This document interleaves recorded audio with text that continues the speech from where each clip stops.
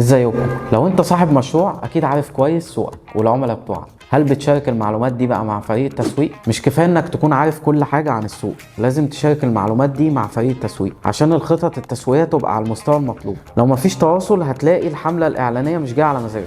لو ما قلتش لفريق التسويق عن فكرتك ممكن يضيعوا وقتهم في اتجاه مش صح، وده هيخسرك فلوس ووقت. لو مفيش تواصل الاعلانات مش هتوصل للناس اللي انت محتاجها، المحتوى مش هيكون على مزاج العملاء بتوعك، والفلوس هتتصرف في مكان غلط. انت مش مجرد عميل، انت اكتر واحد فاهم في السوق اللي بتشتغل فيه. لو تواصلت مع فريق التسويق وقلت ليهم كل التفاصيل عن السوق بتاعك هتلاقي الحملات بتطلع اقوى ونتائجها هتكون اسرع وادق. لو عايز تتواصل صح مع فريق التسويق هديلك شويه نصائح عمليه. اول حاجه شاركهم كل حاجه عن جمهورك، ايه اللي بيحبوه وايه اللي بيخليهم يشتروا منك. تاني حاجه حدد معاهم اجتماعات دوريه حتى لو مكالمه سريعه كل اسبوع. استخدم ادوات تواصل حتى لو كانت واتساب عشان تنظم المهام بتاعتك معاهم. خلي المعلومات سريعه وواضحه، كل ما ترد بسرعه كل ما الفريق يحقق لك نتائج اسرع. التواصل مع الفريق مش بس هيساعده، ده كمان هيساعدك انك تطلع بشغلك بافضل شكل وتوصل لاكبر عدد من الجمهور بتاعك. ابدأ النهارده وشارك فريق التسويق بكل حاجه عن السوق بتاعك، واحجز تيشيرتك المجانيه دلوقتي.